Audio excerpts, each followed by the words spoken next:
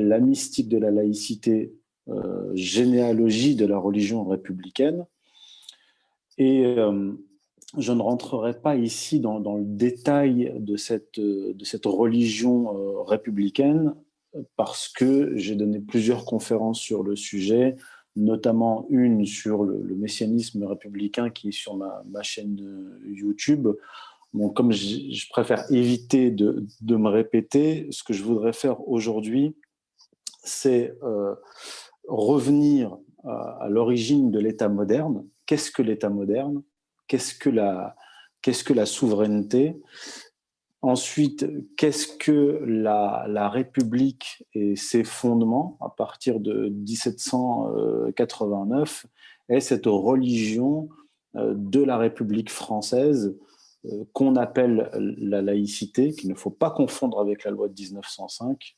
Le mot laïcité n'apparaît pas dans la loi de 1905, qui est en fait un projet positif au sens strict du terme, d'élaboration de la religion de la République contre le catholicisme, pour remplacer le catholicisme. Alors, bon, d'abord pour commencer, qu'est-ce que l'État moderne et qu'est-ce que la souveraineté? Le contexte politique français au XVIe siècle explique l'origine de l'État moderne. Très rapidement, très brièvement, comme vous le savez, il y a eu une révolution religieuse au XVIe siècle, qui est le protestantisme, le luthérianisme, le calvinisme et d'autres courants issus de ce qu'on appelle le protestantisme, qui a entraîné notamment en France une guerre civile de religion.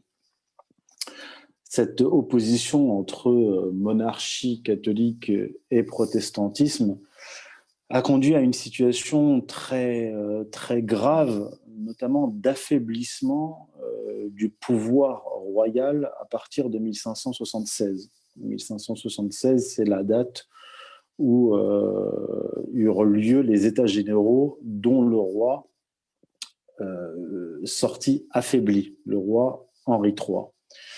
Alors, dans ce contexte, le jurisconsulte Jean Bodin a théorisé la souveraineté de l'État. Il va produire un livre en 1576, un ouvrage monumental, une somme en plusieurs tomes, qui s'appelle « Les 6 livres de la République ».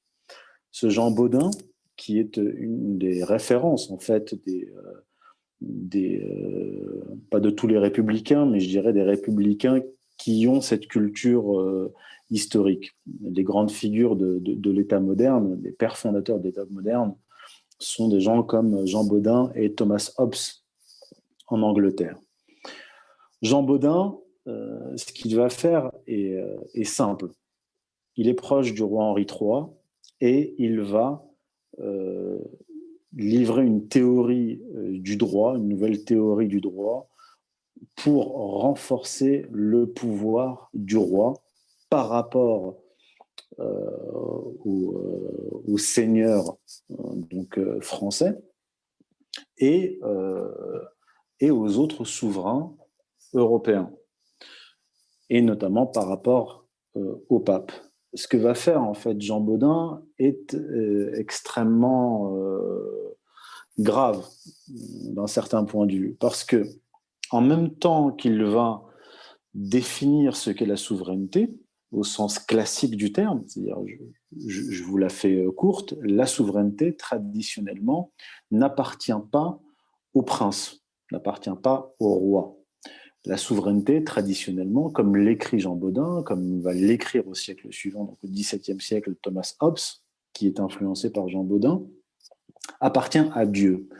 Et dans le système traditionnel, le roi, dans le monde catholique, mais comme dans le monde musulman, le roi n'est que le dépositaire de cette souveraineté. Il n'en est pas le détenteur. Par conséquent, la loi du prince, du roi, doit se conformer à la loi ultime, qui est la loi divine, la loi naturelle.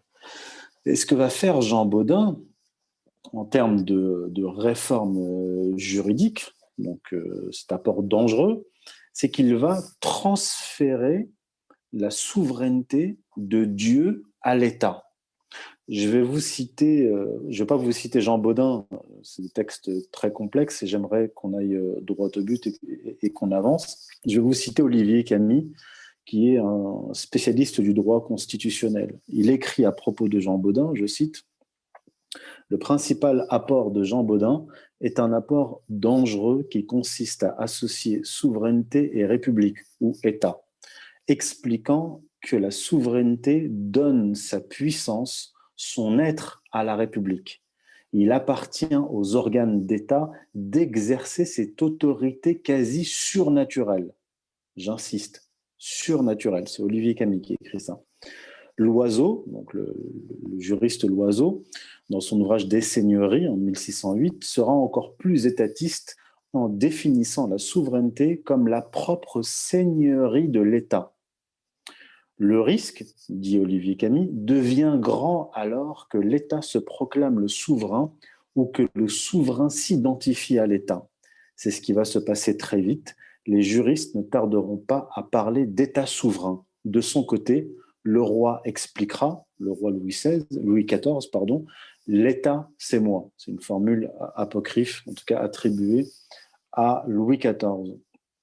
Alors, à la suite de Jean Bodin, là, on va faire un bond dans le temps. On passe des années 1570-80 à 1789, la Révolution française. Donc, on fait un bond de 2 siècles. Donc, à la suite de Jean Bodin, le concept de souveraineté de la République va être poussé à son extrême. Les philosophes des Lumières et les révolutionnaires, surtout après eux, quand ils vont faire la Révolution, vont définitivement transférer la souveraineté divine à la nation. Ce qui donnera l'article 3 de la Déclaration de 1789, je cite, « Le principe de toute souveraineté réside essentiellement dans la nation. Nul corps, nul individu ne peut exercer d'autorité qui n'en émane expressément. » Puis, l'article 1 de la Constitution de 1791, je cite, « La souveraineté est une, indivisible, inaliénable et imprescriptible. Elle appartient à la nation. » Fin de citation. Donc, dès lors, la nation, la République ne seront plus seulement dépositaires comme le fut le roi, mais titulaires de la souveraineté en lieu et place de Dieu. À partir de là, la souveraineté et par suite le droit ne sont plus d'essence divine. Il n'y a plus de loi naturelle, plus de loi divine. Les lois émises ne se fondent plus donc sur les lois naturelles, le spirituel et le temporel sont déliés. Le concept moderne donc, de nation et de république souveraine renvoie à des régimes de type païen antique, à la différence que le souverain détenteur du pouvoir divin n'est pas identifié, comme dans l'Antiquité, dans certains régimes païens. Il est incarné par l'État et ses institutions. Donc, d'une certaine manière, l'État républicain va incarner, retenez bien ce nom, une divinité, une autre divinité qu'on appelle, que les francs-maçons qui ont fondé cette république, notamment la Troisième République, appellent l'être suprême. Donc c'est la divinité reconnue dans certaines loges maçonniques. Alors maintenant, je vais vous donner un exemple historique très concret pour que vous sachiez de quoi il s'agit. Donc la Révolution commence en 1789 et les révolutionnaires français, qui étaient pour bon nombre d'entre eux francs-maçons, ont transformé officiellement, durant l'automne 1793, printemps 1794, nombre d'églises et de cathédrales en temples de la raison, conformément aux loges maçonniques athéistes, puis, sous l'influence de Robespierre, au printemps 1794, été 1794, en temple, donc ils vont transformer les églises et cathédrales en temples de l'être suprême, conformément aux maçonneries déistes, comme le Grand Orient. Parmi les nombreuses églises transformées en temples maçonniques, aussi appelées églises républicaines, on peut compter, donc je vais vous donner une liste. La cathédrale de Notre-Dame, qui est devenue un temple de la raison par décret le 10 novembre 1793. L'église de la Madeleine à Paris, l'église Saint-Sulpice à Paris, l'église Saint-Paul-Saint-Louis à Paris dans le Marais, l'église des Invalides à Paris, l'église Saint-Thomas d'Aquin à Paris, le Panthéon de Paris, l'église Saint-Pierre de Paris dans le quartier de Montmartre, l'église Saint-Pierre de Caen, la cathédrale Notre-Dame de Chartres, l'église Saint-Hermelan de Bagneux, l'église Notre-Dame de Bordeaux, la cathédrale Notre-Dame de Reims, l'église Saint-Sauveur de Rennes, la cathédrale Notre-Dame de Rouen, la basilique de Saint-Denis, l'église Saint-Charles-Borromée de Sedan, la cathédrale Notre-Dame de Strasbourg, la cathédrale Saint-Pierre, Saint-Paul de Troyes, l'église Notre-Dame de Versailles. Donc toutes ces églises, cathédrales et bien d'autres ont été transformées en temple de la raison, puis en temple de l'être suprême. Donc tout cela est officiel. Vous allez le voir. Alors, les républicains, les révolutionnaires se retrouvent face à un problème, un double problème. Premier problème, éradiquer le catholicisme qui est rattaché à la monarchie. Et deuxième problème à régler, constituer une religion, comme on vient de le voir, avec cette transformation d'église, une religion qui va remplacer le catholicisme, qui structurait historiquement, sociologiquement, politiquement la France. Alors, sans entrer dans le détail, je vais vous tracer les grandes lignes de cette nouvelle religion de la République qui va commencer à s'établir dans les années 1790, plutôt pas s'établir, mais plutôt se théoriser. Je vais vous dire qui a commencé à théoriser, l'homme le plus influent dans cette histoire théopolitique et ses répercussions. Un des hommes qui va le plus influencer ce que va devenir la religion de la République est totalement méconnu, sauf de quelques savants, historiens, spécialistes vraiment de la question. Mais vous ne trouverez son nom quasiment nulle part. Il s'agit de Junius Frey, qui est en fait son troisième nom. Son nom originel est Moses Dobruschka, alias Franz Thomas von Schoenfeld, alias Junius Frey.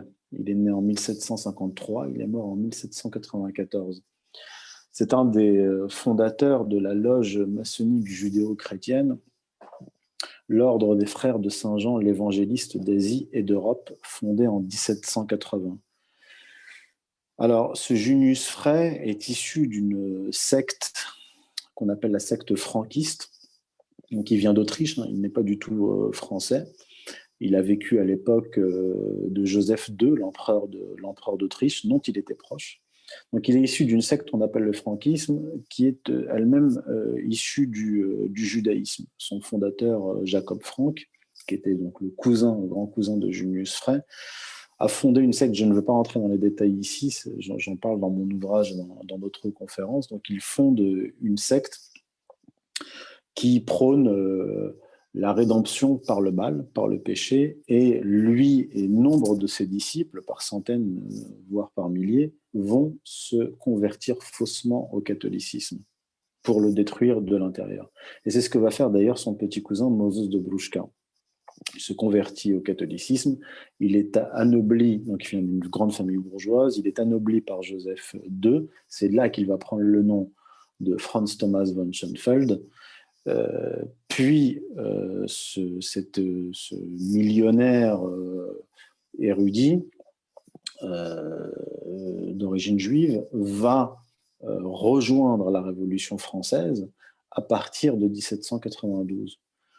Et il va intégrer très vite le club des Jacobins, qui est le club directeur de la Révolution française, même considéré comme l'église de la Révolution française. Donc Junius Frey arrive en France en 1792 par Strasbourg, puis il va à Paris, et sous les encouragements de ses amis révolutionnaires jacobins, il rédige un livre dans lequel il va théoriser les fondements théologiques de la République, la future République française. L'ouvrage de Junius Frey a pour titre « Philosophie sociale dédiée au peuple français », 1793. Alors, dès l'introduction de son livre, Junius Frey écrit, je cite, « Chaque gouvernement est une espèce de religion qui a sa théologie, le système de la démocratie ou de la liberté a la sienne. » Fin de citation. Donc, Junius Frey présente ensuite les bases de cette religion de la République, qui est ce que j'appelle un néo-christianisme kabbalistique. Alors, pourquoi néo-christianisme? Parce que c'est un christianisme dévoyé, une volonté de réformer d'une certaine façon le christianisme. Donc, on propose une version alternative du christianisme contre le catholicisme. Vous allez le voir, hein, les héritiers de Junius Frey républicains vont faire cela au XIXe siècle. Et kabbalistique, pourquoi pas kabbalistique? Parce que lui-même est un kabbaliste. La Kabbale, c'est la dimension mystique de la religion juive.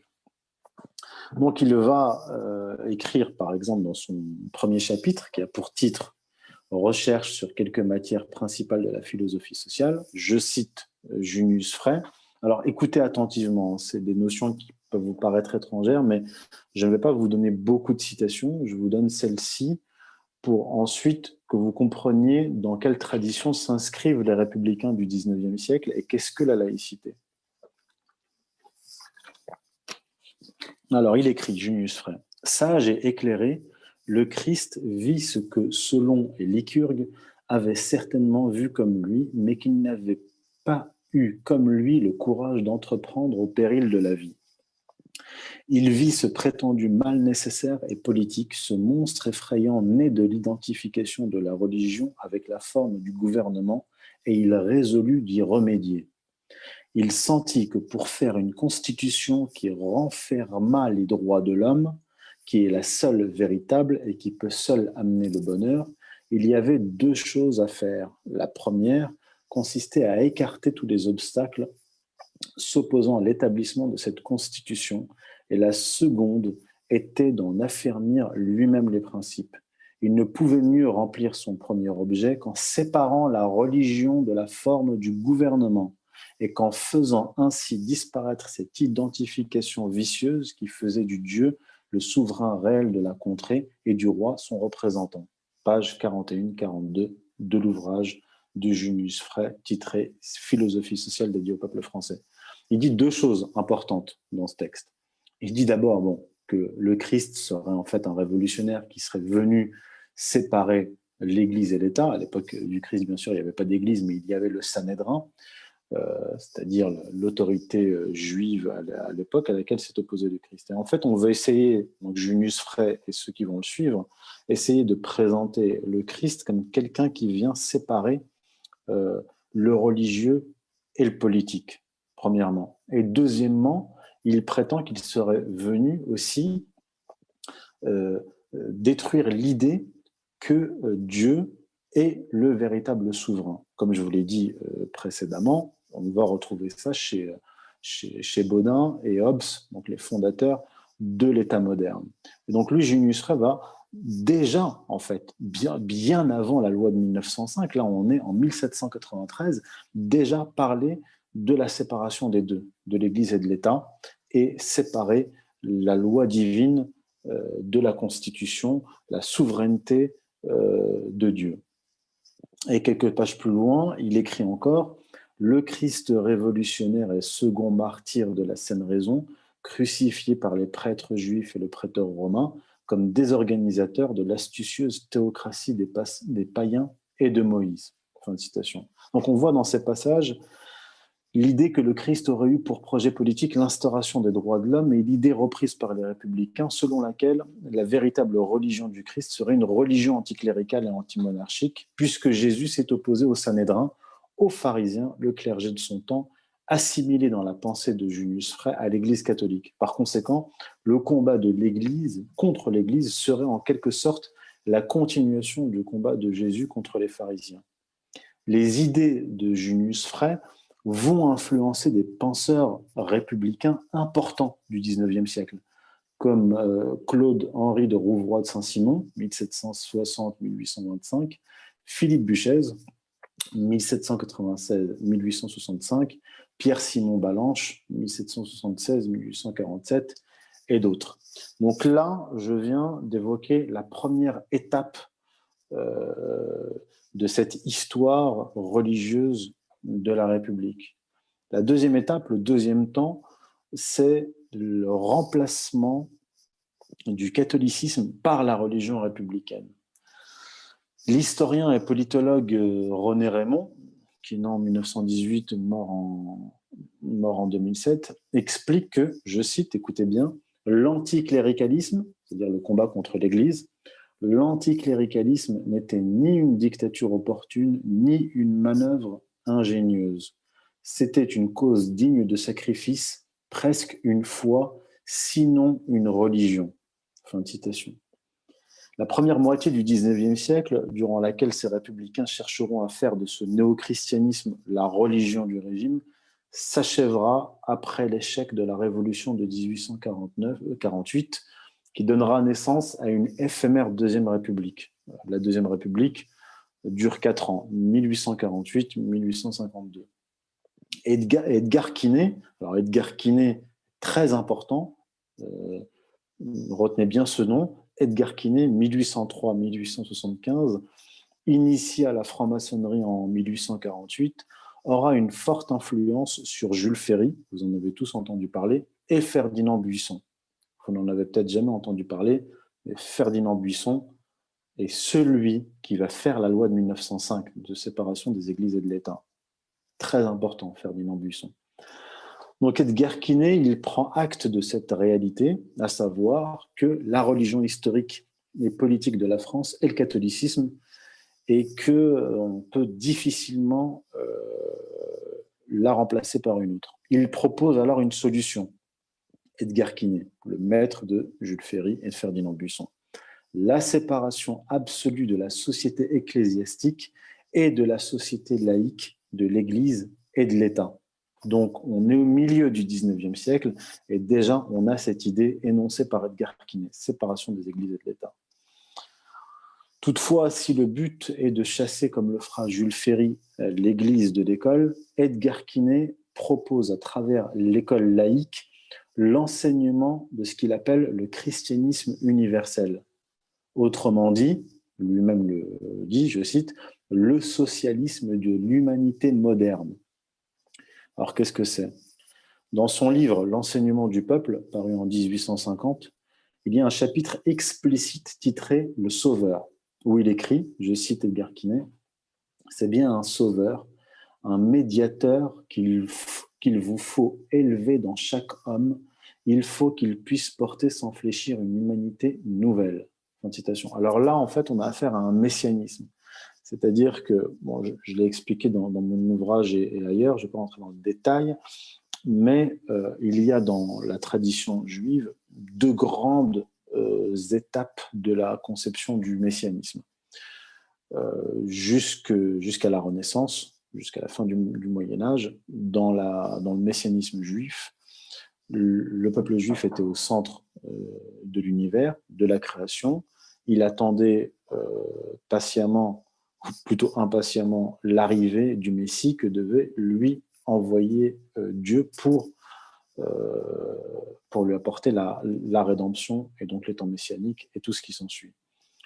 À partir du XVIe siècle, du XVIe siècle, pardon, avec Isaac Luria, on passe d'un peuple juif qui attend le Messie à un peuple juif qui devient le Messie lui-même.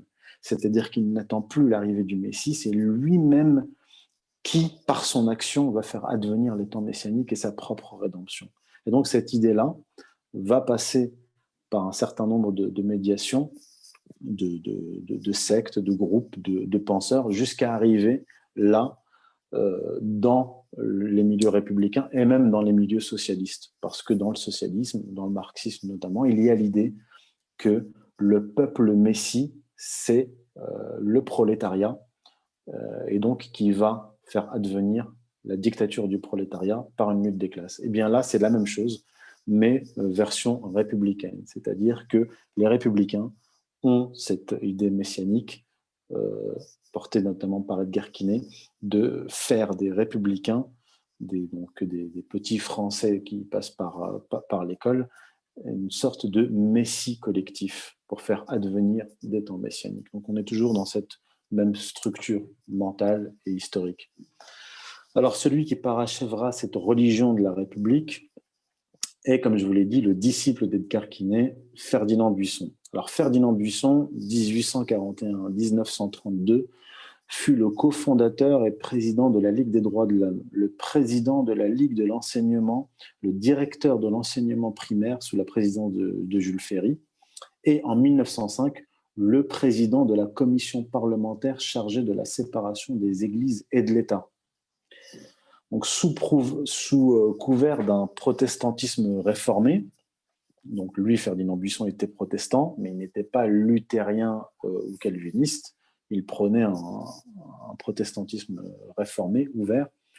Buisson va promouvoir cette religion composée par ses prédécesseurs, notamment Edgar Quinet, et qui va trouver ses racines chez Junius Frey. Il s'inscrit donc de cette façon dans cette lignée de penseurs républicains prétendant révéler le véritable christianisme en abattant le catholicisme considéré comme une hérésie. Ainsi, Ferdinand Buisson écrit, je cite Ferdinand Buisson, « Par de longs siècles d'absolutisme, l'Église a façonné les esprits à ne plus pouvoir comprendre ni la religion sans le dogme, ni le dogme sans le prêtre, ni le prêtre sans le pape. » Fin de citation. L'œuvre donc des républicains consistera à pervertir les fondations spirituelles et politiques de la France et par là pervertir sa vocation universelle. Parce que ce qu'ils vont faire, c'est que, il faut savoir que le mot catholicisme signifie universel. Et dans l'histoire de l'Europe, la nation, la principale nation qui va répandre le catholicisme, ou plutôt le catholicisme va se répandre à partir de la France. Les révolutionnaires, eux, républicains, qui connaissent bien cette histoire-là, vont vouloir réutiliser la France comme cette espèce de canal religieux pour diffuser, et on va le voir notamment avec les guerres révolutionnaires, diffuser les droits de l'homme et la révolution en Europe et ailleurs dans le monde. Et d'ailleurs, c'est ce qu'il affirme clairement, Ferdinand Buisson, lorsqu'il écrit que la France est la nation croyante qui continue sous la forme moderne, sous la forme progressiste et socialiste au sens large du mot, son rôle séculaire d'initiatrice des idées, de prophète de la liberté, de soldat de Dieu et de l'humanité. Fin de citation. Ça, c'est dans son ouvrage Le devoir présent de la jeunesse, bureau de la revue Bleu 1899, page 26. La citation précédente, c'est L'Instituteur et la République, Paris 1909, page 9. Et la citation d'Edgar Quinet, c'est L'enseignement du peuple, 1850, page 150. Dans son projet d'établissement de ce néo-christianisme kabbalistique, comme je l'appelle, qui commence avec la fondation d'une église ouverte à tous, croyants, athées, rationalistes, protestants, Ferdinand Buisson est soutenu par Jules Michelet, historien, vous avez déjà entendu parler de lui, Edgar Quinet et Victor Hugo. Et Ferdinand Buisson va annoncer à Victor Hugo, dans une lettre du 10 juillet 1869, qu'il veut créer, je cite, une vaste franc-maçonnerie au grand jour.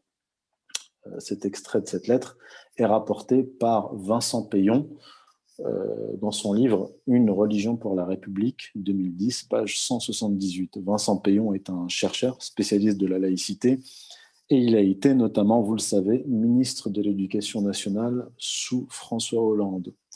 Vincent Payon est aussi quelqu'un qui milite pour cette religion de la République, raison pour laquelle son livre s'appelle « Une religion pour la République », paru en 2010. Alors maintenant, on va passer à l'étape suivante, à savoir, enfin toujours dans la même séquence historique, la guerre de la Troisième République contre l'Église catholique. Et la loi de 1905, c'est sous la Troisième République. Jules Ferry, c'est la Troisième République. Ferdinand Buisson, c'est la Troisième République. Alors, la Troisième République est instaurée en 1870 et va s'attaquer de façon très virulente au catholicisme et aux congrégations catholiques. Alors, Le 29 mars 1880, le gouvernement de la Troisième République prend 2 décrets. Écoutez bien, parce que ça nous concerne aussi aujourd'hui, dans une moindre mesure. Le premier donne un délai de 3 mois aux jésuites pour se dissoudre et fermer leurs établissements. Le second oblige les congrégations non autorisées à demander leur légalisation dans le même délai. Les jésuites ayant décidé de rester dans leurs établissements en sont expulsés violemment. Vous pouvez même trouver des photos où vous voyez les forces de l'ordre traîner par terre des prêtres, des prélats en soutane.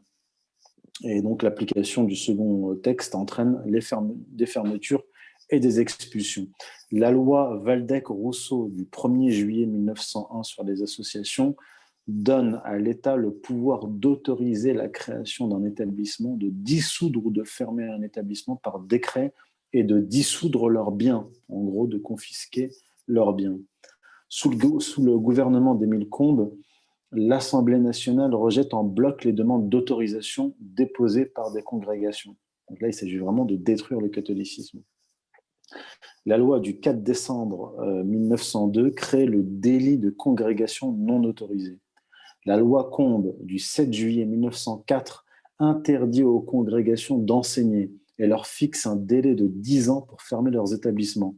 Une autorisation exclusive est accordée à la formation des personnes qui enseigneront à l'étranger ou dans des colonies.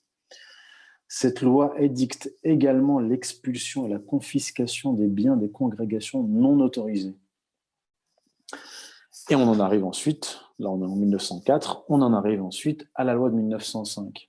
Alors, la loi de 1905, ce n'est pas la laïcité. La laïcité est souvent assimilée, à tort, je vous l'ai dit au début, à la loi de 1905 de séparation des églises et de l'État. Cette loi, qui fait suite à l'action de Jules Ferry consistant à chasser l'église de l'école, comme le préconisait le maître de Jules Ferry de Buisson, Edgar Quinet, avait pour objectif d'en finir avec le catholicisme qui s'était consolidé tout au long du XIXe siècle dans certaines régions en France.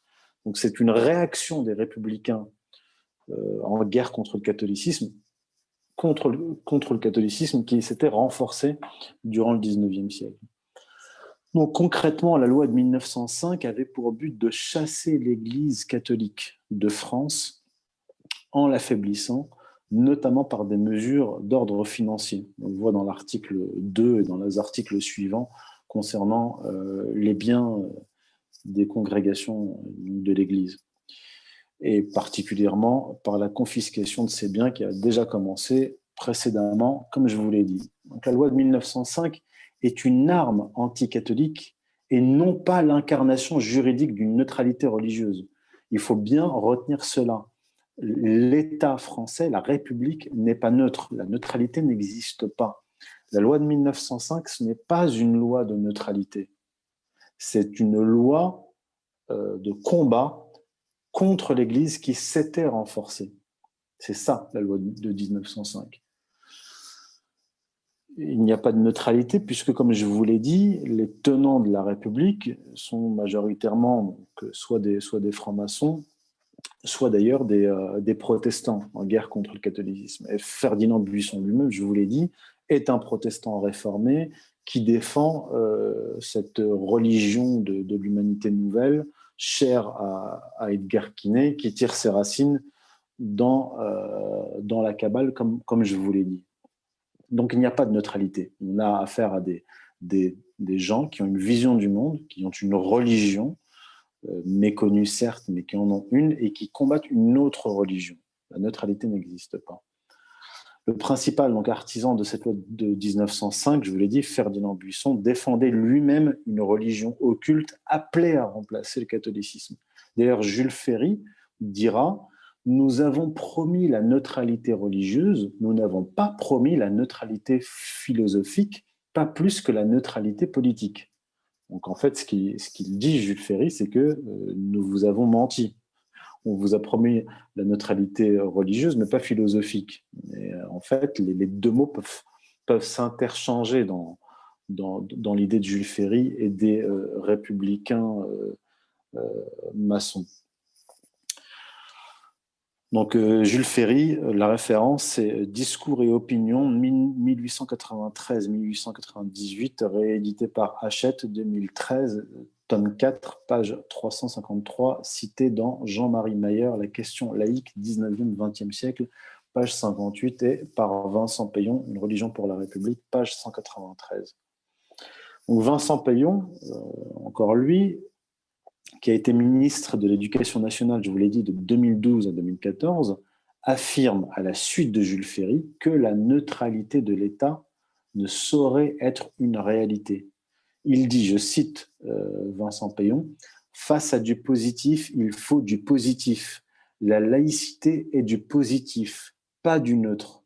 La République laïque n'est pas neutre. Elle est offensive, conquérante. Elle l'est d'autant plus qu'elle se situe dans un champ historique et politique où elle sait qu'elle a des ennemis, qu'elle est contestée et fragile, que les retours en arrière sont toujours possibles, que la neutralité n'existe pas et est donc impossible. » Fin de citation. Ça, il faut que ça soit bien clair. Alors, maintenant, on en arrive à la dernière partie de mon propos, c'est la République contre l'islam. La République a vaincu le catholicisme.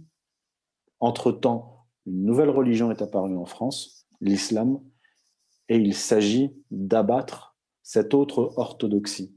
La République, comme le disait d'ailleurs Vincent Payon, combat toutes les orthodoxies. Enfin, non, pas toutes les orthodoxies. L'orthodoxie catholique, l'orthodoxie musulmane, mais pas l'orthodoxie juive, qui a un statut bien particulier, mais ce n'est pas le sujet aujourd'hui. Peut-être pendant les questions-réponses, je pourrais vous répondre à une question sur la relation entre judaïsme et République.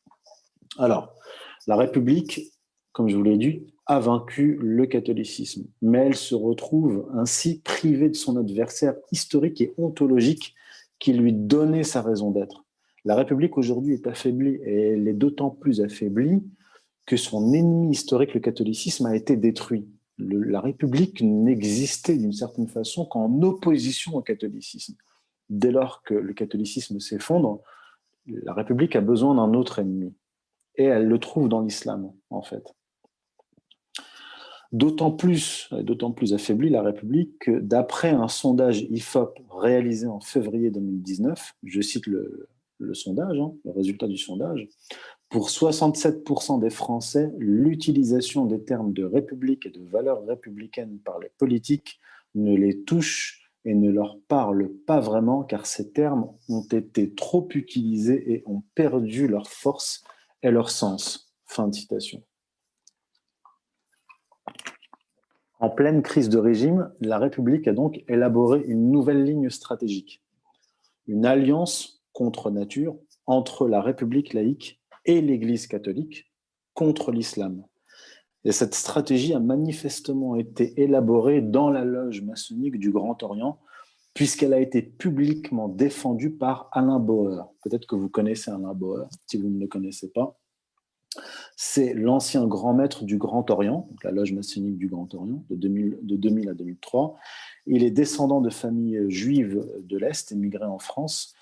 Il est auteur d'une trentaine d'ouvrages sur la franc-maçonnerie. C'est un criminologue et conseiller de l'exécutif sur les questions de terrorisme depuis plus de 20 ans. Il a été consulté par le président de la République, Nicolas Sarkozy, par son ami Manuel Valls quand il était ministre de l'Intérieur, ainsi que par Jean-Pierre Chevènement lorsqu'il occupait le même poste de 1997 à 2000. Dans une tribune publiée le 30 octobre 2020 dans Le Figaro, titrée « L'Église et l'école face au djihad », Alain Bauer tente de réconcilier l'Église catholique et la République pour faire pression sur l'islam afin que l'islam se soumette comme la République a réussi à soumettre le catholicisme. Je cite Alain Bauer, donc Le Figaro, 30 octobre 2020.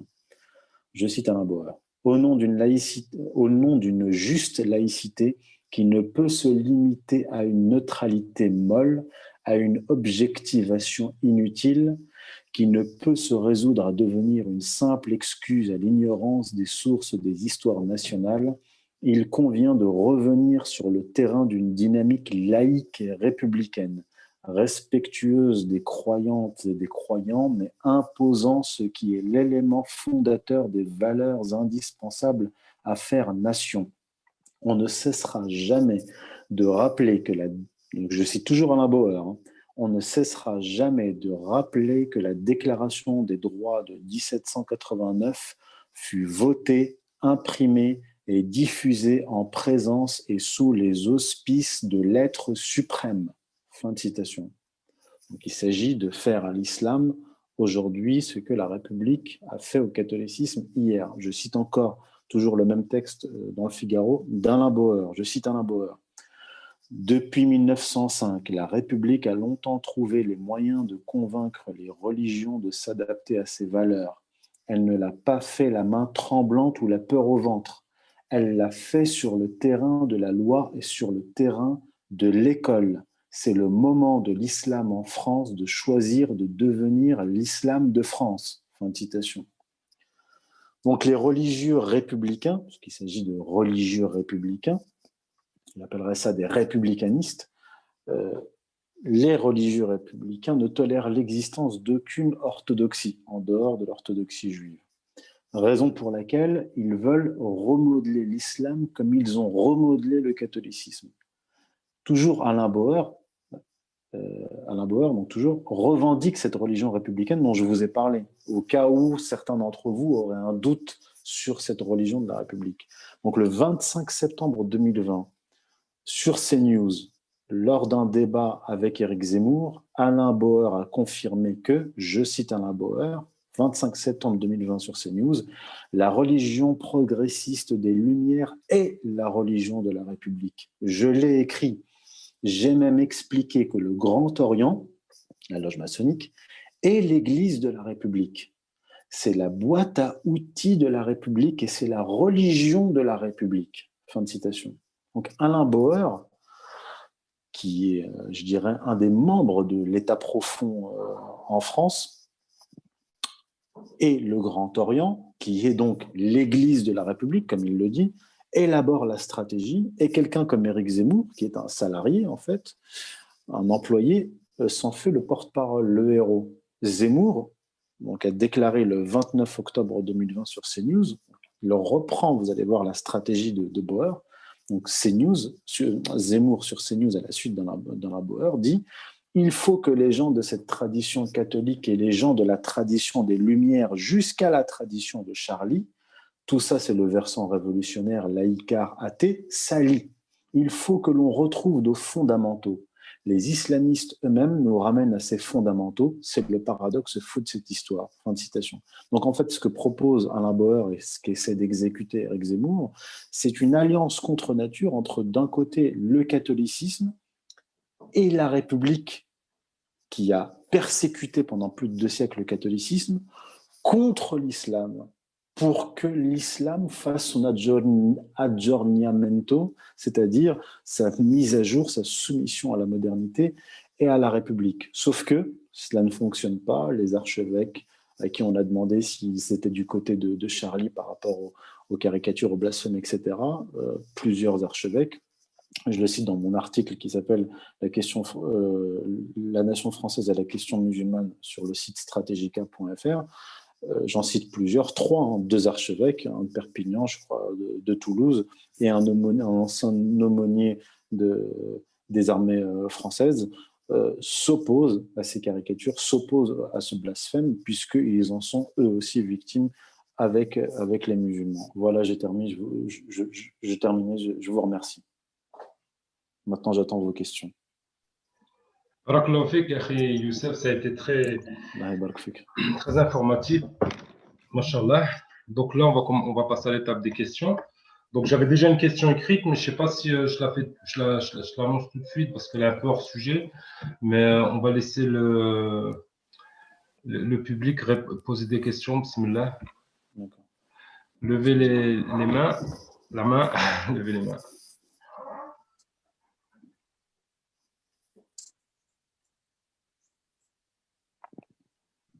Moi, je n'arrive pas à lever la main. Est-ce que je peux poser une question à Youssef Mohamed? Je n'arrive pas à lever la main, je ne sais pas où elle est la main. Bien sûr, Farida, bismillah. Salam alaikum à tous. Bon, je voudrais Donc, remercier Youssef Henni de sa présence et de cet exposé absolument magnifique que j'ai suivi de bout en bout, malgré une petite coupure Internet à un moment donné. Je merci. pense que nous avons ici affaire à un propos qui est extrêmement important et que les musulmans doivent comprendre. Et à ce propos, justement, je voudrais lui dire que beaucoup de musulmans, et parmi ces musulmans, un certain nombre d'intellectuels musulmans, pensent que le problème de la laïcité et de la République ne nous concerne pas, nous, musulmans, même si Youssef vient d'en faire justement l'exposé contraire. Mais je voudrais revenir sur cet aspect qui me paraît important, c'est-à-dire qu'il ne concernerait pas les musulmans dans le sens où il s'agirait d'un conflit entre une république libertaire, si je peux employer ce terme, face à une monarchie tyrannique et à une religion qui serait celle de l'erreur.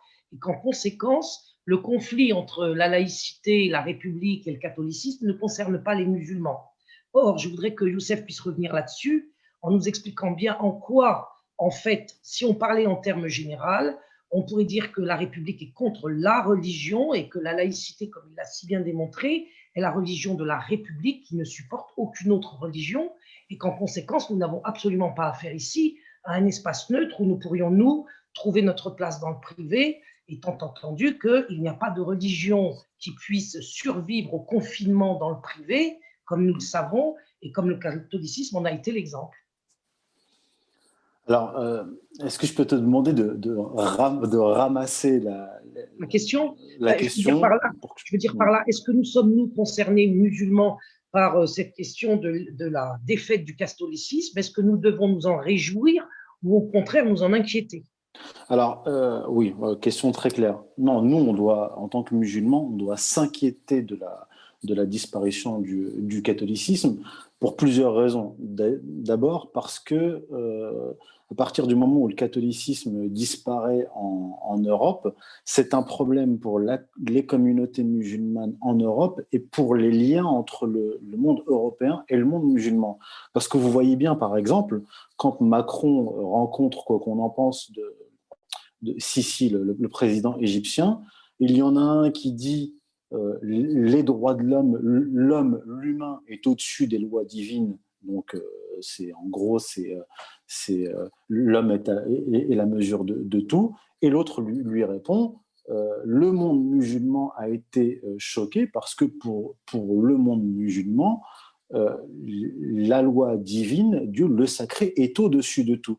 Donc à partir du moment où le catholicisme disparaît et qu'il est remplacé par cette espèce de religion composite, postmoderne, progressiste, où tout est autorisé, tant qu'on ne touche pas bien sûr le pouvoir, on n'a plus de pont, on ne parle plus le même langage, on ne peut plus communiquer en fait.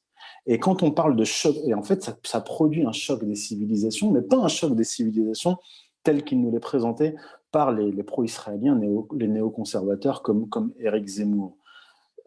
On nous parle d'un choc entre chrétienté et islam. En fait, non. Le choc des civilisations est entre la modernité qui détruit les valeurs traditionnelles et le sacré et toutes les religions traditionnelles. Vous voyez ? Donc, il y a pour nous un véritable problème de disparition du catholicisme puisqu'on ne peut plus communiquer avec... en tant que musulman, on n'a plus d'interlocuteurs qui partagent les mêmes valeurs et avec qui on peut discuter à partir d'un dénominateur commun. Donc, c'est un véritable problème. Et là, cette question de Farid Abelgoul me permet de revenir sur le concept de souveraineté et d'état moderne tel que défini par Hobbes et Baudin. Hobbes et Baudin, donc fondateur, théoricien, père de l'État moderne, nous disent qu'au-dessus de tout, il y a la loi de Dieu et la loi naturelle et que les lois du souverain doivent se conformer à ces lois-là. Je vais vous citer Jean Baudin. Il dit, Jean Baudin, « Les contrats et testaments des particuliers ne peuvent déroger aux ordonnances des magistrats, ni les édits des magistrats aux coutumes, ni les coutumes aux lois générales d'un prince souverain. Aussi, les lois des princes souverains ne peuvent altérer ni changer les lois de Dieu et de nature, car comme il l'écrit par ailleurs, Baudin, il faut que la loi du prince soit faite au modèle de la loi de Dieu. Si véritablement les républicains veulent revenir au père fondateur de l'État moderne, il faut que les musulmans les prennent au mot. Et en fait, on doit partir de leurs référents. Leurs référents, ce sont des gens comme Baudin et Thomas Hobbes qui ont défini le principe de souveraineté, le concept de souveraineté traditionnelle et l'État moderne. Et dire, voilà, nous, on peut avoir un socle commun à partir du moment où on reconnaît un certain nombre de valeurs, ce qu'on peut appeler les lois de Dieu, mais pour un non-croyant, ça peut être les lois de nature. Elles sont inaltérables parce qu'elles correspondent à une histoire, à une anthropologie, à une sociologie et à une certaine définition de la psychologie humaine. Et à partir de là, on peut faire société. Mais celui qui vous dit que les lois de la République, c'est-à-dire arbitraires, n'importe quel législateur arrive, en fonction de la période et du contexte, va produire des lois qui sont conformes à des valeurs nouvelles. Donc, il y a impossibilité de faire société dans ce cas-là. Et aujourd'hui, on voit que la République n'est même plus reconnue par la majorité des Français, qui n'arrivent plus à faire société avec les catholiques et qui n'arrivent plus à faire société avec les musulmans. J'espère que j'ai répondu. Impec, barakallahu fik, akhi Youssef. J'ai une autre question. Alors là, j'ai le frère Youssef M qui lève la main. Je vais lui débloquer son micro. Salam alaikum, akhi Youssef. Salam alaikum. Alaikum salam, rahmatullah. Alaikum salam. Barakallahu fik pour cette intervention très enrichissante. Juste une question. Si on suit toute cette description, on arrive presque à penser que la religion de la République, c'est la laïcité, et que tous ceux qui se revendiquent de la République, ils sont dans ce cas-là. Mais alors, que dire de ceux qui sont à l'Observatoire de la laïcité, de Jean Bobéro, d'un certain nombre de personnalités qui, eux, défendent une conception de la neutralité, d'une vraie neutralité. J'ai bien compris. Ouais. Bon, j'ai bien compris la question. Très bonne question. Je vais prendre l'exemple de Jean Bobéro. Jean Bobéro, lui, il ne se réfère pas à Ferdinand Buisson. Il ne se réfère pas vraiment à Jules Ferry. Il ne se réfère pas à Edgar Quinet. Bobéro se réfère à Aristide Briand. Or, Aristide Briand, à l'époque de la loi de 1905, n'était pas un dissident, mais il était opposé à Combes et il était opposé à Ferdinand Buisson. Il était opposé à cette conception de la laïcité de Ferdinand Buisson et de Combes, qui était dans un combat. Parce que lui, ce que disait Aristide Briand, c'est « vous êtes en train, vous les républicains, de prendre la place de l'Église catholique, c'est-à-dire vous voulez légiférer, vous mêler du culte catholique alors que vous n'en êtes pas vous-même. » Donc, il pointait du doigt ce qui, de son point de vue, était une dérive. Mais le problème, c'est que ceux qui ont gagné, c'est ceux qui appartiennent à cette tradition, Quinet, Buisson, etc. Et Bobéro, qui a, je trouve, hein, de mon point de vue, il n'est pas croyant, il se dit laïque, athée, etc. Mais il a une vision plutôt saine, mais c'est une vision idéale. C'est-à-dire que lui, il prône la neutralité, un peu comme, justement, comme Aristide Briand à l'époque. Or, la neutralité n'existe pas. Et ça, par exemple, un philosophe comme Jean-Claude Michat l'a très bien démontré dans ses travaux, notamment dans un ouvrage qui s'appelle L'Empire du moindre mal. La neutralité n'existe pas.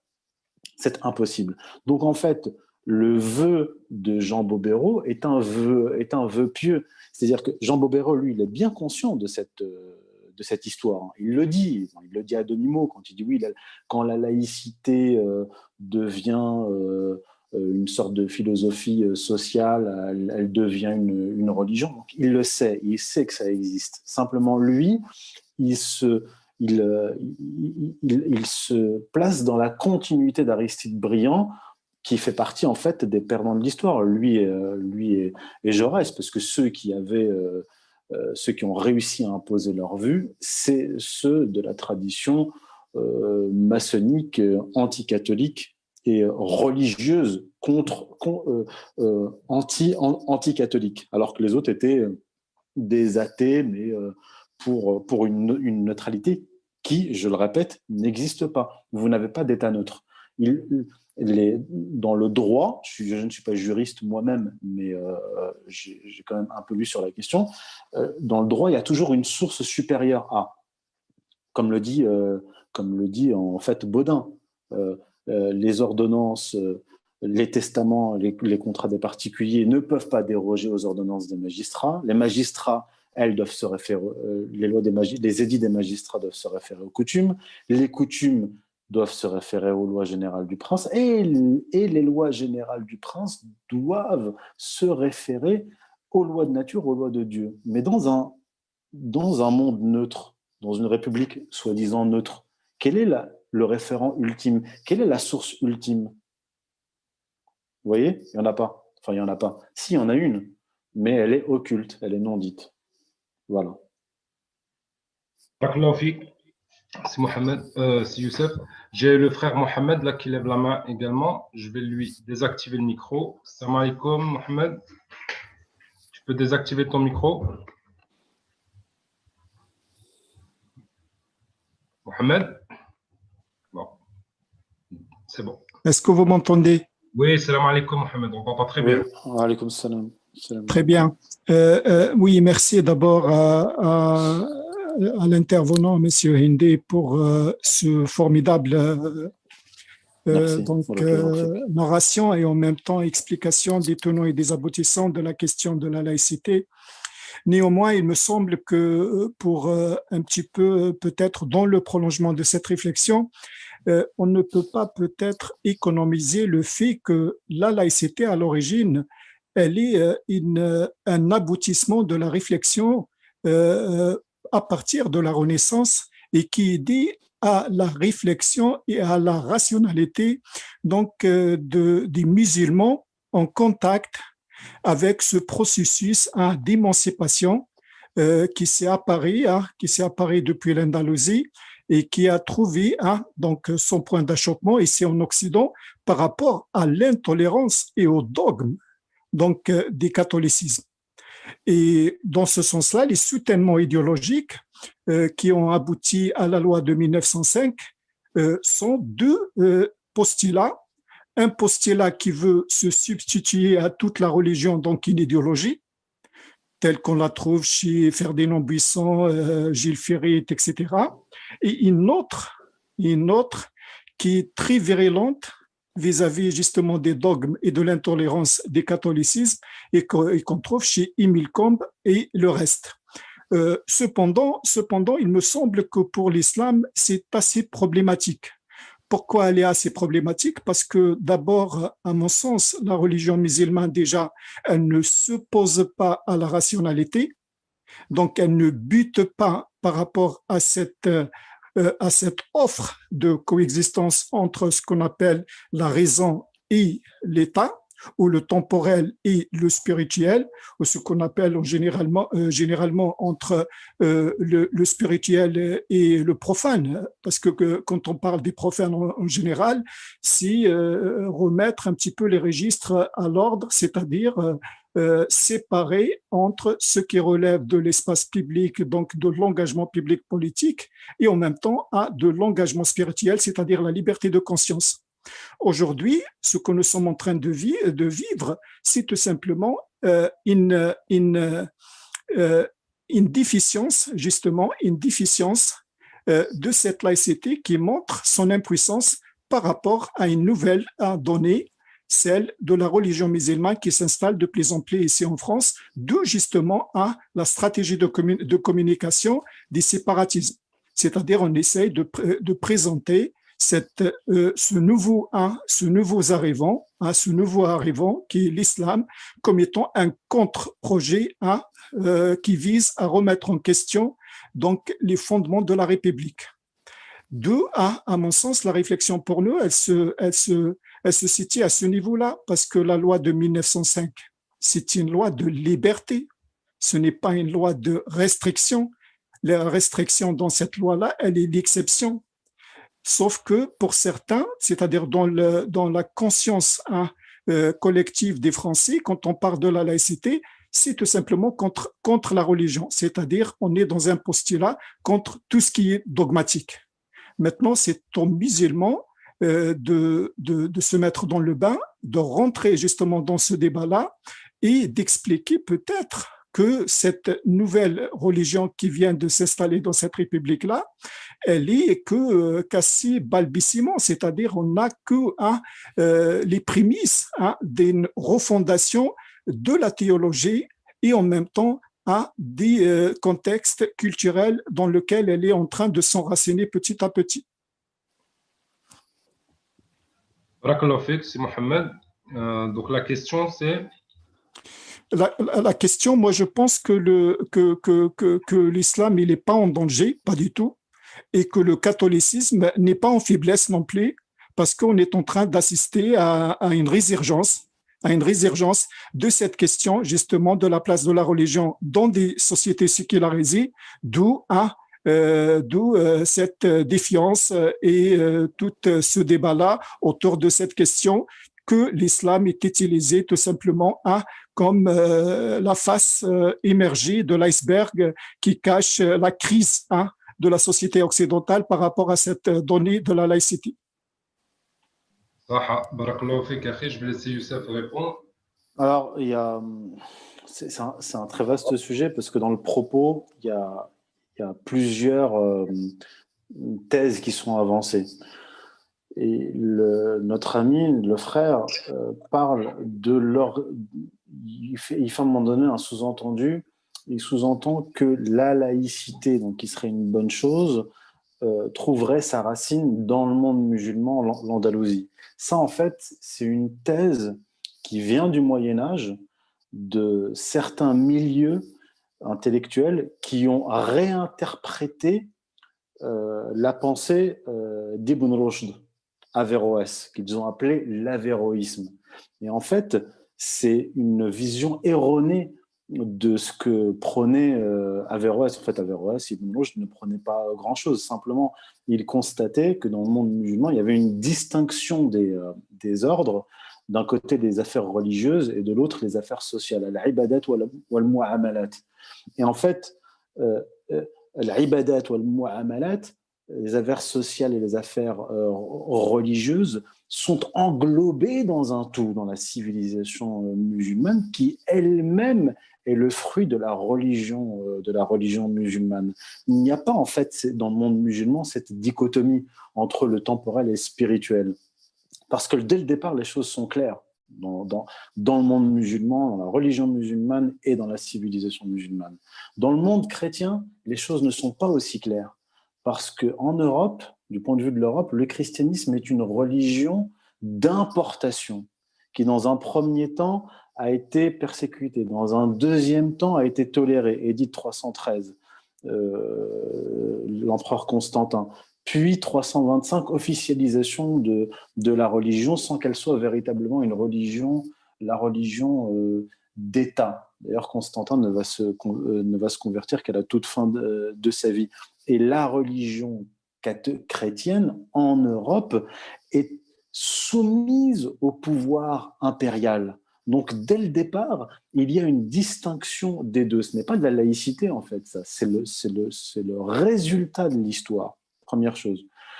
Deuxième chose, par rapport à la loi de 1905, qui serait en fait une sorte de liberté religieuse. Non, la loi de 1905, je l'ai expliqué, elle se situe dans la série de lois qui vient amputer le catholicisme, l'Église catholique, de ses biens matériels. Il faut savoir que 30 000 membres de congrégation ont fui la France, en fait.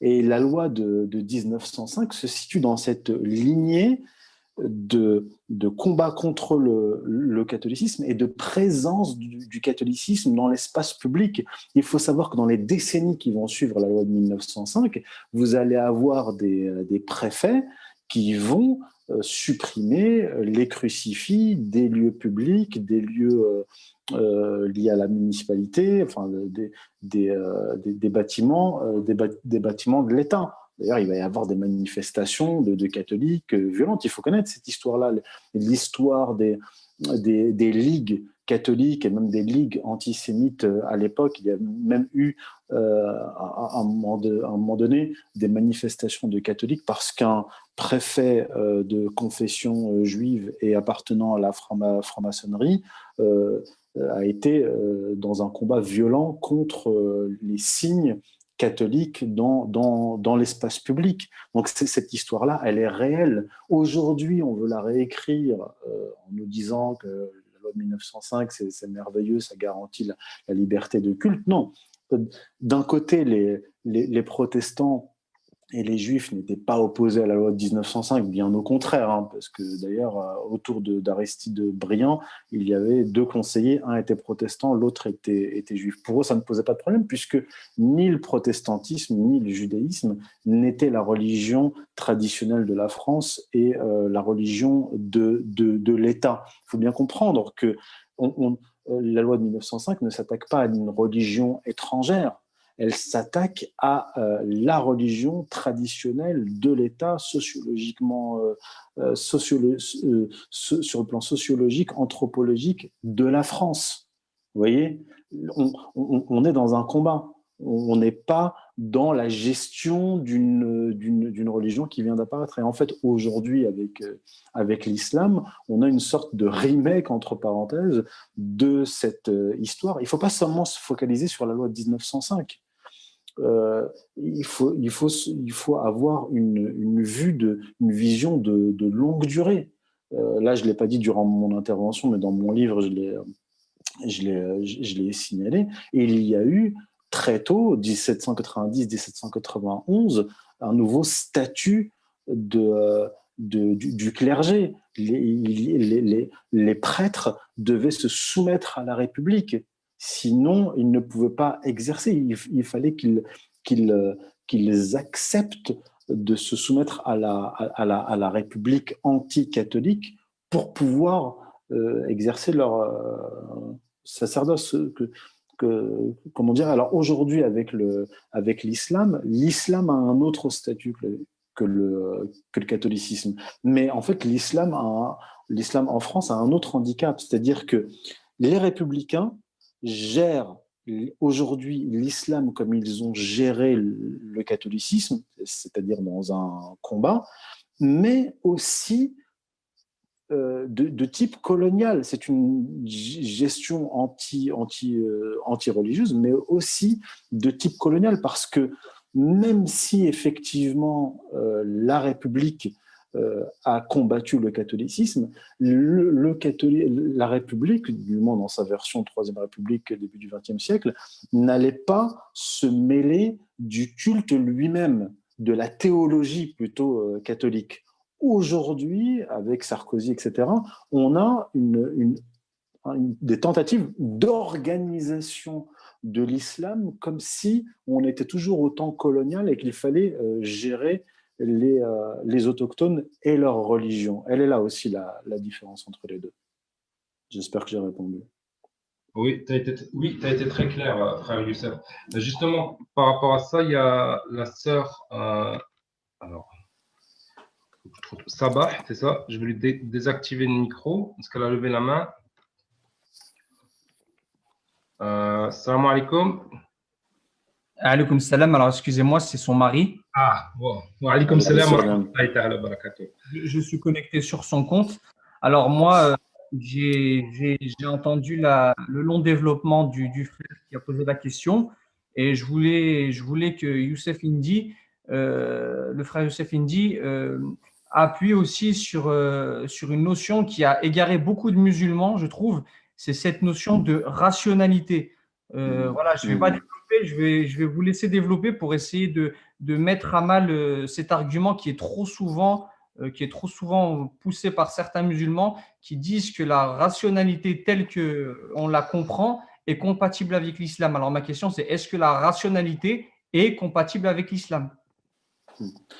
Alors en fait, il faut distinguer la rationalité, la raison plutôt, et le rationalisme. C'est deux choses différentes. C'est-à-dire que dans l'histoire de l'islam, de la civilisation musulmane, la raison, c'est-à-dire la pensée, n'est pas en opposition avec la révélation, puisque la révélation nous indique qu'on doit rechercher la science. Elle nous pousse à réfléchir. Alors que le rationalisme, lui, qu'on peut aussi appeler le positivisme, se distingue de la religion et il dit qu'en fait, la science est opposée à la religion. Or, la science n'est pas opposée à la religion, même dans l'histoire de l'Europe chrétienne, parce que le frère précédent nous disait il y a l'Andalousie, tout l'héritage, etc., qui va apparaître à la Renaissance. C'est vrai, c'est faux. Qui est-ce qui a transmis les textes, les grandes études scientifiques et autres du monde musulman en arabe à l'Europe de la Renaissance, aux savants de la Renaissance qui étaient des profanes? Ce sont des moines. Ce sont des moines qui, notamment en Espagne, apprenaient l'arabe pour pouvoir traduire de l'arabe au latin les textes musulmans. Et ensuite, des gens comme notamment Descartes vont avoir accès à des textes scientifiques musulmans écrits originellement en arabe, en latin et traduits encore en français, etc. Et que cette science va se développer, entre guillemets, durant la Renaissance. Mais en fait, tout était déjà là au Moyen-Âge, vous voyez. Et les moines, eux, n'étaient pas dans cette dichotomie. Ils ne se disaient pas « je ne vais pas rechercher la science parce que ça s'opposerait au catholicisme ou au dogme catholique ». Ça, ce sont ce sont des fables, disons-le clairement, parce que la période du Moyen-Âge, même dans le monde chrétien, a été très riche sur le plan intellectuel, notamment, effectivement, dans son rapport au monde musulman. Donc oui, il faut insister dessus. En islam, dans la tradition musulmane, il n'y a pas de rationalisme. Il y a le développement de la réflexion, de la raison, de la recherche de la science, parce que c'est le Coran lui-même qui nous y invite et qui nous l'ordonne. C'est pour ça qu'il y a eu une ébullition intellectuelle incroyable dans les premiers siècles de l'islam, pas parce que c'était des rationalistes, au contraire, c'était des religieux, c'était des gens qui croyaient, et ils ont recherché la science parce qu'ils avaient la foi, parce qu'ils croyaient et parce qu'ils s'inscrivaient dans un monde civilisationnel qui était religieux. Et il n'y a pas de civilisation sans religion. Toutes les grandes civilisations se sont développées à partir de la religion. Donc il faut faire attention à cette réécriture de l'histoire. Voilà. Youssef. Alors, je vais prendre un petit peu les questions écrites parce que j'ai reçu pas mal de messages. Donc là, comme ça fait, on va faire le débat et en même temps, je vais te poser les questions. Donc là, alors si je peux alors, il y avait une question juste avant. Assalamu alaikum. Pourquoi le judaïsme aurait un statut particulier au sein de la République? D'accord, donc ça, c'est une première question. Il y a une personne qui vient compléter derrière. Si je peux me permettre de compléter la dernière question, y a-t-il un lien avec le sionisme? Voilà, ça, c'est les questions écrites.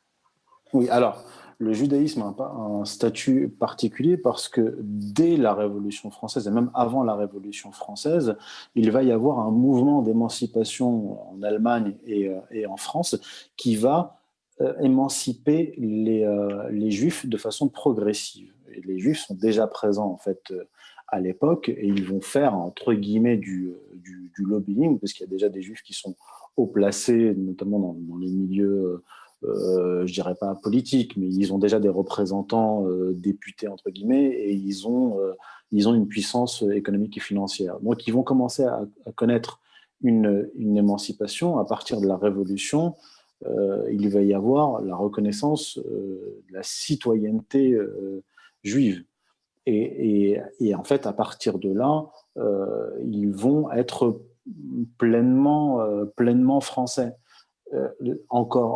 ici on parle de l'histoire de l'Algérie. Dès le début de la Troisième République, il va y avoir donc, le ministre de la Justice de l'époque, Crémieux, qui était lui-même juif, va donner la pleine citoyenneté française aux juifs d'Algérie, alors que les musulmans algériens n'y ont pas accès. Donc en fait, dès le début de la Révolution française et de l'histoire républicaine, vous allez avoir une sorte pas de préférence, mais les juifs vont être choyés par la République, alors que précédemment, sous l'Ancien Régime, ils connaissaient périodiquement des périodes d'expulsion pour des questions économiques, de pratique de l'usure, etc. Donc, dès l'origine, la République, la Révolution française va être plutôt favorable aux Juifs. C'est d'ailleurs pour cela que dans les synagogues en France, il y a régulièrement des prières juives pour la République, en faveur de la République. Quelqu'un comme par exemple Vincent Payon, que je vous ai cité, est un républicain, laïcard, favorable à la religion de la République, anticatholique, virulent. Quand il était ministre de l'Éducation nationale, il proposait de revenir, d'ailleurs à l'époque de Jules Ferry, où on enseignait une morale républicaine.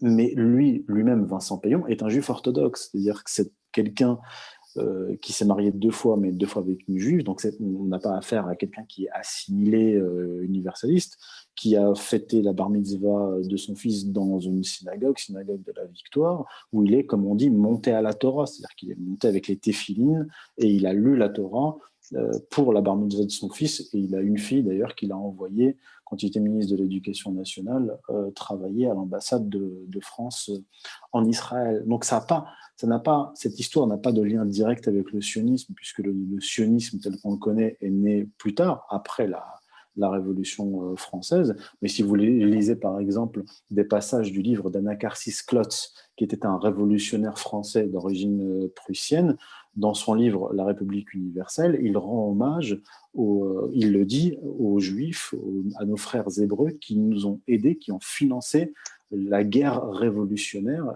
donc les républicains. Donc, dès le départ, il y a, sans parler de Junius Frey dont je vous ai parlé, qui appartient à une secte déviante du judaïsme et qui va influencer a posteriori la religion de la République française. J'ai répondu? Oui, impeccable. Barakallahu fik. Oui, Donc, maintenant, on va prendre la question du frère Wassil. Je vais lui désactiver le micro. Salam alaikum, frère Wassil. Wa alaikum salam wa rahmatullahi wa barakatuh. Assalamu alaikum, mon frère. Alors, Mohamed m'avait dit que tu étais d'une certaine manière spécialiste de l'eschatologie, ou du moins que c'était une question sur laquelle tu étais assez renseigné. Est-ce bien le cas? Alors là, on parle de l'eschatologie du judaïsme. On parle du messianisme juif. Donc, en fait, j'avais une question qui concernait la question du Mahdi. Et sur ça, je préfère poser le cadre avant de poser une question à laquelle tu ne souhaiterais peut-être pas répondre. Donc je le précise, moi je travaille sur l'eschatologie du point de vue du judaïsme, c'est-à-dire le messianisme juif et comment le messianisme juif, dans sa vision de l'histoire, va influencer des idéologies modernes, la politique et la géopolitique. Je ne suis pas un spécialiste du ilm akhiruz zaman, c'est-à-dire la science. Voilà, je suis pas un spécialiste de l'eschatologie musulmane, même si je la connais et que je l'ai étudiée, c'est pas mon domaine. Voilà. Alors, je vais quand même poser la question parce que je pense malgré tout que tu pourrais y répondre. D'accord. En fait, avant tout, je sais pertinemment que actuellement la question du Mahdi fait débat au sein de la communauté musulmane. Ça n'a pas forcément souvent été le cas, mais ça l'est ces dernières décennies, notamment dû à la prise d'otage de la Mecque dans les années 79, suite à laquelle beaucoup d'ulama se sont posé la question sur l'authenticité du Mahdi. Et il y avait par ailleurs eu un grand débat entre Cheikh al-Qaradawi et Cheikh Al-Albani, rahimahullah, sur la question. Et un Mhm. shir présent avait dit par ailleurs qu'il n'arrivait pas à départager qui avait raison ou tort sur la question, donc sur le Mahdi est-ce réel ou pas. Mais moi, la question que je voulais poser, puisque tu es connaisseur de l'eschatologisme juif, et donc c'est peut-être un peu complotiste, mais d'une certaine manière, la préparation de l'arrivée du Dajjal que les juifs considéreront à ce moment-là comme le vrai Messie attendu, comment nous, en tant que musulmans, dans le cas où on partirait du principe que le Mahdi serait réel, comment on pourrait se comporter sans tomber dans le fatalisme du il n'y a rien à faire, dans tous les cas, il y aura le Mahdi Dajjal, donc on n'a plus qu'à attendre. En fait, c'était sur cet aspect-là que je voulais te poser la question. Comment faire en sorte que cette théorie-là ait une influence positive sur nous et non une influence passive? Enfin, non une influence toujours passive. Je ne sais pas si tu peux répondre à la question. Oui, je peux y répondre, mais sans la compétence d'un cheikh et sans le statut. Voilà. Donc, ce que je vais dire n'a pas de valeur en soi, c'est simplement un avis. De mon point de vue, le Mahdi, le retour de Aïssa, alayhi salam, Jésus, le retour du Christ, les fins dernières, l'opposition avec le Dajjal, etc., ne relève pas de, comment dire, de notre maîtrise ou de nos actions. Par contre, nous, on sera jugé individuellement et collectivement sur notre attitude dans la société qui est dans l'ère de la fin des temps, et qu'est-ce qu'on aura fait, nous, pour nous opposer, pas seulement au Dajjal quand il arrivera, mais à toute cette civilisation, à ce système politique oppresseur qui vient précéder l'arrivée du Dajjal. Et de toute façon, en islam, on n'a pas le droit d'être pessimiste. C'est-à-dire que jusqu'à la dernière heure, jusqu'à la veille de la fin du monde, on doit continuer à planter une graine si on en a une et si on a une terre. On doit continuer à œuvrer dans le bien, même si on sait que la dernière heure approchera. Donc, le Mahdi, le Dajjal, etc., ne doivent pas être des prétextes. Et en fait, c'est souvent ça. C'est-à-dire que en islam, il n'y a pas de fatalisme, mais chez les musulmans, chez beaucoup de musulmans, il y a un fatalisme. C'est-à-dire que s'il m'arrive quelque chose de mal ou si je fais quelque chose de mal, c'est parce que c'est un maktoub. Et en fait, effectivement, il y a une sorte de déresponsabilisation et en fait, le maktoub, le Mahdi, le Dajjal, etc., tout cela aurait bon dos, serait un bon prétexte pour ne pas accomplir notre devoir. Et je pense qu'on doit continuer à agir, faire notre devoir de musulmans, d'hommes, sans avoir à se préoccuper de à quel moment est-ce que le Mahdi est déjà né, quand est-ce qu'il va arriver, est-ce qu'il va combattre la famille saoudienne actuelle, est-ce que ceci, est-ce que cela. Je pense que ça ne doit pas entrer en ligne de compte dans l'attitude quotidienne en tant que musulman sur le plan individuel ou sur le plan collectif. Absolument pas. J'espère que j'ai répondu. Barakallahu fik, c'était l'une des réponses attendues. Merci beaucoup. Ouais,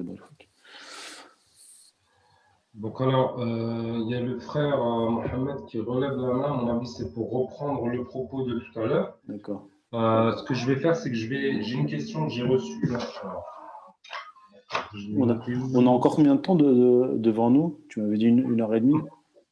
Ouais, 1h30, on peut encore élargir à 5-10 minutes. D'accord.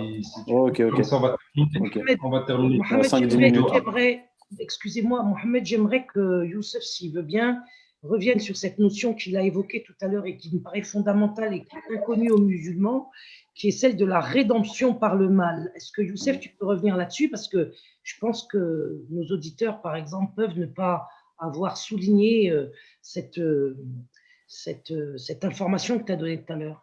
Oui, alors, attends, je vais lui poser vite fait la question, parce que c'est quelque chose qui revient par rapport à la thématique. Donc, alors, c'est lié à la thématique. C'est-à-dire que Oui, oui, la je te réduction reprends par juste, le mal, la laïcité, la République, je voulais savoir si Youssef pouvait nous en faire le lien. je te reprends juste derrière. D'accord. C'est pas Alors, on a bien compris ce qu'est la laïcité aujourd'hui. L'État gère ou veut gérer l'islam. Que pensez-vous de la charte du CFCM qui me paraît grotesque? Merci. Voilà, c'est ça la question. Alors, j'ai pas lu la charte du CFCM, donc je préfère pas me prononcer dessus. Je l'ai pas lu. Je l'ai pas Pas lu. bien. Non. Ok, donc on va reprendre la sœur Farida. Si. Oui, moi j'ai juste une question Ouais. très courte, c'est que tout à l'heure, Youssef nous a parlé de Julius Frey, qui a fondé une secte dont l'activité se fondait sur la rédemption par le mal.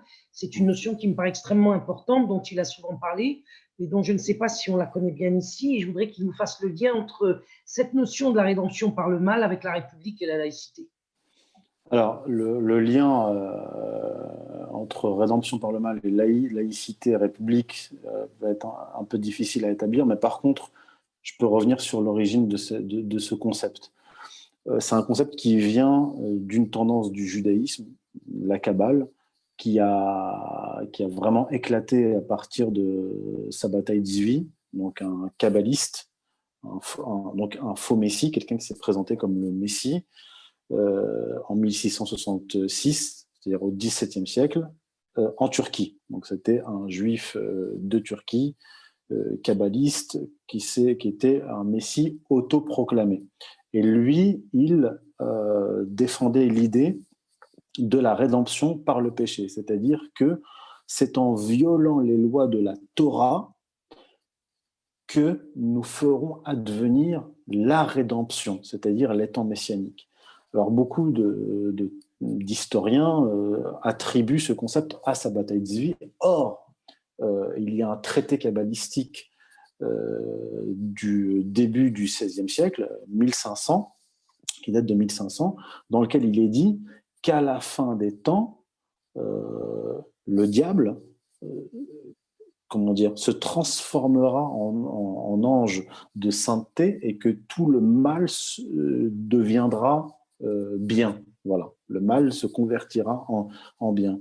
Et donc, ce traité kabbalistique va se diffuser, c'est-à-dire qu'il va influencer certaines vues à l'intérieur même des courants du judaïsme kabbalistique, jusqu'à un point extrême, c'est-à-dire qu'on ne va pas seulement attendre la fin des temps où le mal va devenir le bien, on va faire en sorte, avec cette idée d'accélération du temps, de hâter les temps messianiques, de faire le plus de mal possible pour que adviennent rapidement les temps messianiques. Donc ça va véritablement connaître un essor avec Sabbatai Tzvi, donc ce qu'on va appeler le sabbataïsme, et qui va être repris et accentué par Jacob Frank, le grand cousin de Julius Frey, en Pologne, qui va se présenter lui aussi comme un messie, comme la réincarnation de Sabbatai Tzvi, et qui va dire qu'il faut, à son tour, répandre le mal sur terre pour faire advenir les temps messianiques. Alors, le lien avec la République est complexe parce que eux, les sabbato-franquistes, donc secte à laquelle appartient Junius Frey, le fondateur c'est son grand cousin, mais Junius Frey devait en prendre la direction après Jacob Frank, ce qu'il n'a pas fait. Cette secte donc était nihiliste, c'est-à-dire qu'elle voulait effectivement répandre le mal et la destruction, c'est-à-dire l'anomie, la disparition des lois, la destruction des lois. Mais quand la Révolution française va apparaître, les franquistes, pas seulement Junius Frey, les autres franquistes, un certain nombre, vont voir la Révolution française comme la fameuse catastrophe annoncée, une des catastrophes annoncées par le messianisme juif, et qui annonce donc les temps messianiques. Et donc, le sabbato-franquisme nihiliste, anomiste, au contact des idées des Lumières et de la Révolution française, va devenir un progressisme. Ils vont, en quelque sorte, changer de vue. Ils vont passer de l'idée qu'il va y avoir une rupture historique, donc une catastrophe qui va nous faire passer du jour au lendemain vers les temps messianiques, à une sorte de progressisme accompagnant la Révolution française, et donc la République qui va suivre, et qui va faire advenir ces temps messianiques. Donc le sabbato-franquisme va fusionner avec les Lumières et de ce fait être adouci. Mais le sabbato-franquisme va ressurgir ponctuellement chez des penseurs révolutionnaires comme Bakounine, qui sont nihilistes, et avec la fureur de la révolution bolchevique notamment.